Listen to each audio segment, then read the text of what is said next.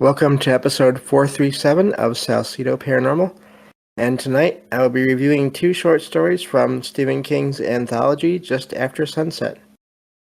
As always, you can find all episodes of the show, along with links to social media and other ways to contact me at the podcast page, and that is salcidoparanormal.podbean.com. That's SALSIDO paranormal.podbean.com. Always happy to hear from you all, whether you have comments or questions or topic suggestions, or stories of paranormal experiences, whether they're your own or they're from others that you trust. Happy to either read those or have you join me on the show to talk about them.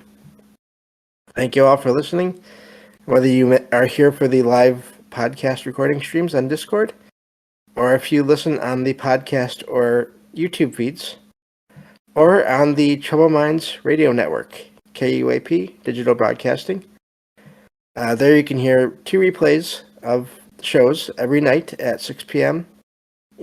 Pacific, 9 p.m. Eastern, right before Troubled Minds Radio comes on. Always want to thank Michael Strange, host of Troubled Minds Radio, and Liam Martin, host of the Exiled Minds podcast, for producing the shows and putting them up on the station. If you'd like to support the show, there are some different ways to do that. You can share the show with others and then rate and review it on your podcast platform of choice. Also, if you are into paranormal fiction or nonfiction books, you can find some of those that I've written on Amazon. Also, if you would like more content, I will be releasing one extra show per month over on Patreon, True Paranormal Stories from the Web, starting in August. And that will be available for all tiers. And that's, again, I already have the episode uploaded there, so it'll be showing up in the beginning of August. And also I have direct donation links through PayPal and Venmo. And all help is always appreciated, never expected. There are expenses for doing the show in terms of equipment and research materials. And then travel expenses as well for Paracons. And again, I'm going to one of those, my first one this year, the Mid-Michigan Paracon, on November 4th and 5th, a Saturday and Sunday.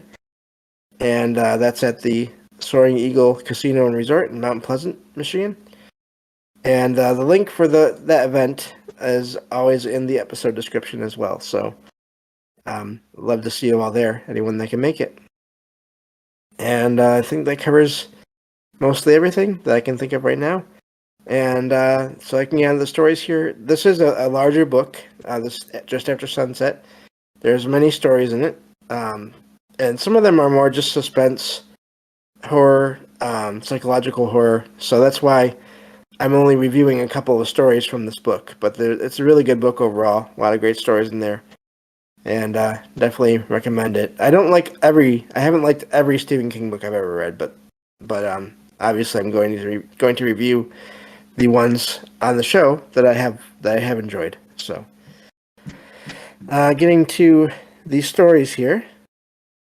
This first one I'll be reviewing, and of course there's always going to be spoilers in these reviews, but I just basically cover the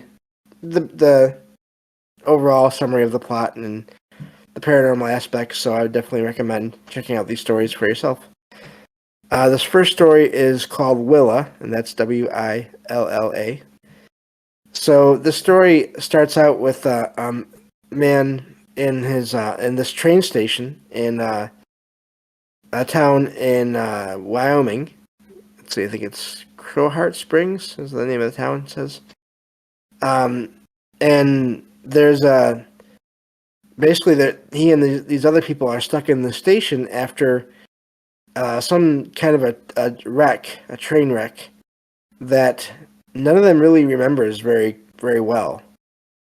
And he's trying to find his fiancée. He doesn't see her in the crowd there.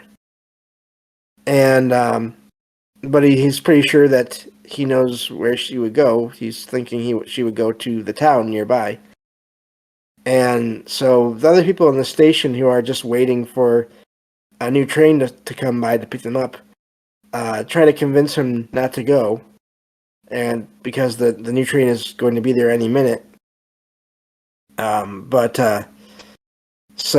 they also tell him that it's dangerous to go there to town because there's a almost 3 mile hike to get there, and the people in the station have heard the sounds of wolves, basically howling and making noises at night. But he's still, of course, it's his fiancée, and he is in love with her, so he does decide to go out, despite all this. And it's really, everyone in the station is really confused as to what's going on, but they're pretty sure, again, they all say they're sure that that there'll be a train any minute there to come get them, so they don't want him to miss the train. And they don't particularly like, that's hard to say, they don't really like his fiancée, Willa. And, of course, you'll sort of learn why throughout more of the story here. So, I think I'm not seeing his name in there, but this man goes to the town, and he sees this this bar, and as he gets to town, and it's the only place really in the area with lights on, and there's vehicles and things, and then even trucks, like semi trucks in the parking lot there. So he decides to go inside and look around, and he finds Willa sitting alone in a corner booth. So he goes to her and tries to convince her to come back to the station. And he realizes that there's this thing in the back of his mind that he's known, but has sort of been hiding from himself. Again, this is really there's a lot of sort of playing around with perception and thoughts in the forefront and subconscious and all these things. But as he's approaching and going through this bar, he notices that the people in the bar are kind of not really paying attention to him. But they're all also moving as he's trying to get through without really, again, paying attention to him. And he realizes that the reason that he and the people in the train station and Willa are there is because they all passed. They all died in this train wreck. And they've just sort of been hiding the truth of what happened and trying not to remember it because it was so horrible what happened to them. So he's sort of realizing all this as he's meeting her and sort of getting away from all these other people that are so focused on this idea that there will be a train that will come and get them, even though they've all passed and they're all basically ghosts. So he gets to this bar and goes in and tries to convince Willa to go back with him to the train station. And she doesn't really want to, but eventually she does. And when they get back there, she has him look at a sign that is up on the part of the side of the building there. And they're talking about sort of things they've noticed. And it turns out this train wreck happened 20 years before. And time has been so weird for them because of their expectations of being still alive in a way, and that they just haven't noticed. And this Willa suggests that it's all because of their expectations or their disbelief of what's going on. So, and it's an amazing story in how it's done, just because, again, it's Stephen King. And they go back to the station anyway, and the story kind of goes on with them going back into the station to try to convince everyone in there that they really should move on, because the other thing that they learn from the sign, or this public notice on the side of this building is it's going to be demolished soon.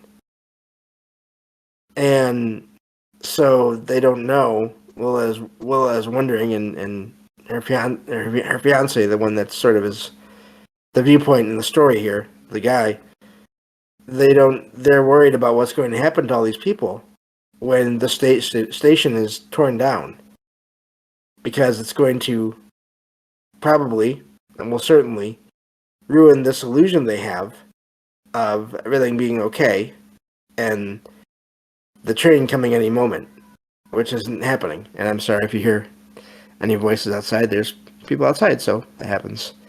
I am in my own apartment, not a studio. But it's really an amazing story, and just sort of these subtle hints throughout the story that show that they are spirits, they are ghosts. And especially in the bar, people try to avoid making contact with them, and sort of get this sense that there's someone there even when they don't see anyone. There's some really good just details in the story regarding mirrors. Again, this is a really neat story, and because there's this along the one side of the wall in the bar, there's a mirror there, and so people apparently sometimes will see these two figures, this couple, in the bar, in the mirror, but they won't see him in when they're looking in the right direction. But then the other times they'll be gone. So it really is. It's just a neat story, amazing story with sort of from the point of view of the ghosts realizing that they're ghosts.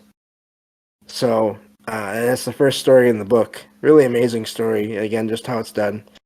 And so yeah, I wanted to share that because they sort of, the idea in the story is that everything that they experience is based on their expectations, at least to a degree, until things change and their perceptions of things change because of what's going on. And so the other thing in the story is they do encounter wolves, and these wolves are able to sense them. So it's really it's a good story. Again, like I said. So I wanted to share that one with you all. Of course, these two stories that I wanted to share cover similar themes here. So, and again, the characters. That's one thing that I think overall Stephen King does really well, is he makes his characters so interesting. And they do seem almost like people. They really do at times. So that definitely helps with all these stories. So getting on to the other story I had here. This next one is called, let me see here. The New York Times at Special Bargain Rates. So that is the title of the story. So it's focused on a middle-aged woman who answers a phone call one day, and it's she has a lot of her family there in the house, but she's in her bedroom, and you find out right in the beginning of the story that her husband and many other people have passed away in this plane crash. And so they're going through all the necessary things that you have to do after someone passes. But she's in her room at this point, and she gets a phone call. And it's from her husband that had passed away, that had died 2 days earlier. And at first she thinks that it must be a hoax, because, again, he's passed. But they have this conversation once she realizes it is him. And here's the amazing thing, in a way, is that he says he is in this. That's funny, I just realized this now. he says he is in a what appears to be a giant, like a big city, major city train station, along with all the people that were on the plane. And again, he is aware that he passed at some points in the conversation, and other points he's sort of confused or not thinking that he's a spirit or he's a ghost. And he's calling on his cell phone. So that in itself is amazing. Because then you have to wonder, how is he doing that? There's no answer to that. Really. Not an easy one. But and he's talking about the people that are around him and everything, and so but the sound, there's this beeping sound that starts to play in the phone call every so often, and it's because the battery in his cell phone is dying. Again, now, how is that possible? How does a ghost have a cell phone? How is a cell phone in this train station when the plane did not crash into a train station? And so, anyway, they're talking, and of course he says they say they love each other and everything. And he's describing this place that seems to be just this abandoned train station. And so it makes you wonder. And the odd thing about that is, or the amazing thing about that is, if you look into stories of paranormal experiences, this is something that people will report hearing or seeing in dream experiences with loved ones that have passed, where they'll be in some kind of a waiting room, or out in some kind of a park with picnic tables, or in some cases, they'll be in what looks to be some kind of a bus or train station with the individual that had passed. And so it's really amazing that this is sort of used in the story in this way. Because again, it mirrors reports as far as what some people are able to tell, is some kind of reality that they're experiencing. So, anyway, they're talking, and the beeping starts to get more frequent, and the husband says a couple of things that don't make sense to her at the time. And what turns out is he's predicting the future. He's somehow seeing into the future. And he predicts the death of someone they know in some kind of an accident, a falling accident. And then he also mentions not to go to this one bakery that they used to always go to. Or at least he mentions a bakery that they've been to before. And at the time, she doesn't know what he's talking about. And of course, the beeping gets more insistent, and the call ends up being disconnected at the end. So she's, of course, stunned by all this. But she wants to try to trace the call days after this happens. She doesn't think of it at the moment. And if I'm remembering right. And so she tries to trace it. She does presses this series of buttons on the phone. I think it might be like star 69 or something like that. And the number that she gets, or the line that she gets, it's this automated phone service, and this is where the title of the story comes in. It's this recorded voice offering the New York Times at special bargain rates. So it's this automated phone, this phone number, and so of course it makes you wonder, how is that working? How does that happen? So really amazing story there, and turns out that these predictions that her husband made turn out to be accurate.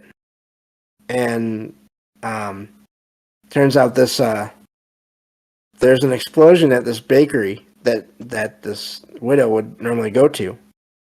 And she had this feeling this one day not to go to it because of remembering what her husband had said. And there was this explosion there. So, really amazing story.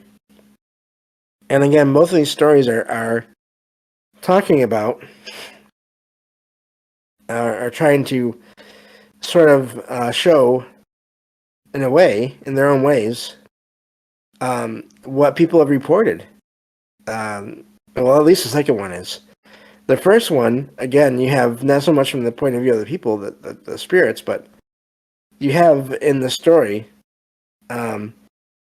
different sightings other people have in the story of these ghosts in this bar. And as they sort of stay there and go back there and stay there and for a while. And so it's really a neat couple of stories, and it's a good book anyway, like I said, but those two in particular, because of all the things I look into. And I read this book before I ever started the podcast. So, and then I started the podcast, and of course, I always like to review these stories, these books for the show. And when I reviewed them again, listened to them again, it was just amazing because I thought, wow, I've heard of. I mean, King is using sort of fictionalizing things that I've heard about in other shows and seen in other websites about experiences people have had. So in several different ways there. So again, going back to mirrors and apparitions being seen in mirrors, but not not when people look at in the place where this apparition is in the mirror in the room. Just all these different things. The train station thing. So a really neat couple of stories there, and so yeah, that's what I basically had for today for this episode.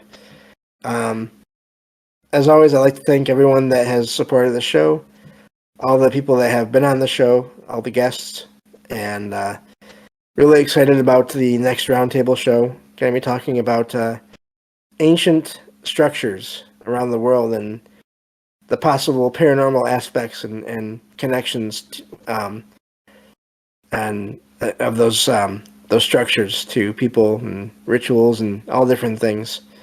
That's going to be the next roundtable show. And so I want to thank everyone that's here for the stream tonight. I'm recording several episodes in a row, so I appreciate everyone that's been here for any part of the time. But and again, like I said, I always include the links that I have for guests, if they have any, on each episode description. So for any shows that you listen to or there's guests, check out the links and go and look into their content as well, because I'm very lucky to know a lot of great people that make a lot of great content in their own ways. And so yeah, and thank you all for listening to the show, and definitely recommend checking out the network, the radio station, the Troubled Minds Radio Network, KUAP Digital Broadcasting, and all the great shows that are on there, and more to come. So thank you all, and I'll talk to you all on the next episode of Salcedo Paranormal. Take care.